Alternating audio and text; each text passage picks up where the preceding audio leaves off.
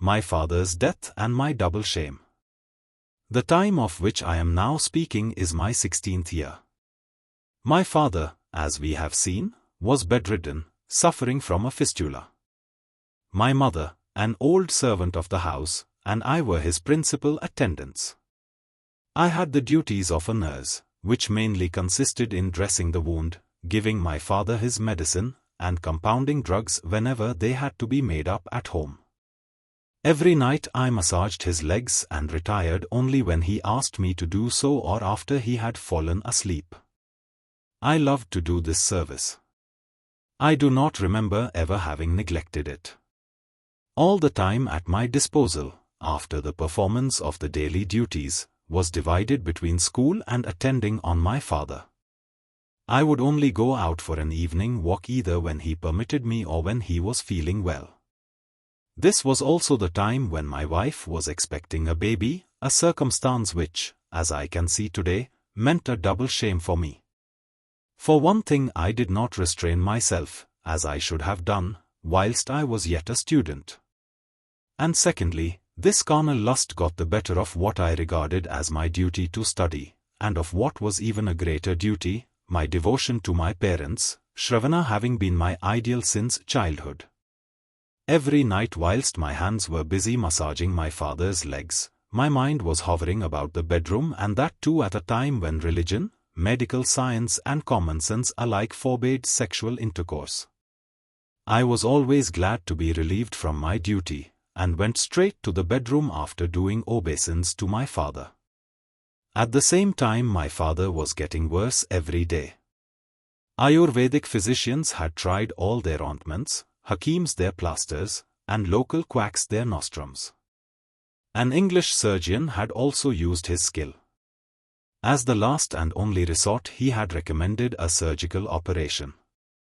But the family physician came in the way. He disapproved of an operation being performed at such an advanced age. The physician was competent and well known, and his advice prevailed. The operation was abandoned, and various medicines purchased for the purpose were of no account. I have an impression that, if the physician had allowed the operation, the wound would have been easily healed. The operation also was to have been performed by a surgeon who was then well known in Bombay. But God had willed otherwise. When death is imminent, who can think of the right remedy? My father returned from Bombay with all the paraphernalia of the operation, which were now useless. He despaired of living any longer. He was getting weaker and weaker, until at last he had to be asked to perform the necessary functions in bed. But up to the last he refused to do anything of the kind, always insisting on going through the strain of leaving his bed. The Vaishnavite rules about external cleanliness are so inexorable.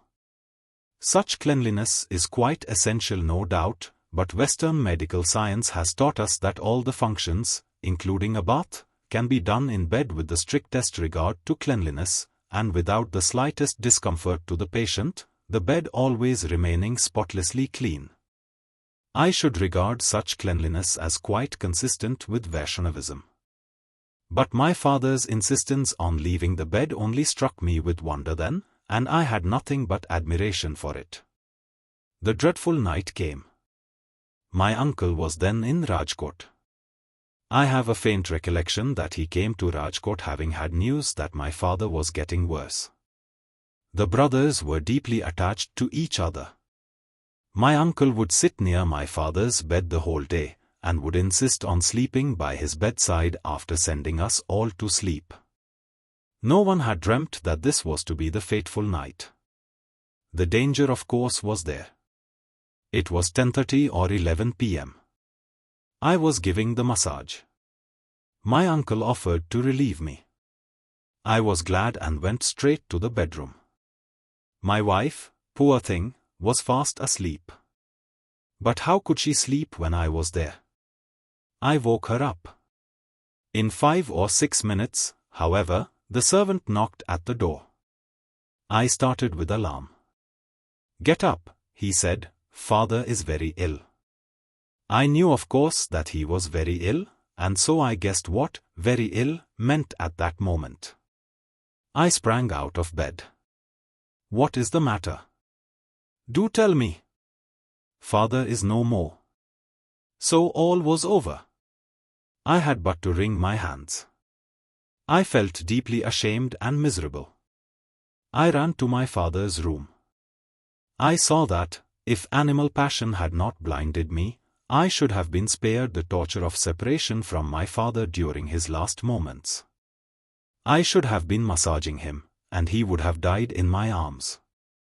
But now it was my uncle who had this privilege. He was so deeply devoted to his elder brother that he had earned the honor of doing him the last services. My father had forebodings of the coming event. He had made a sign for pen and paper, and written, "Prepare for the last rites."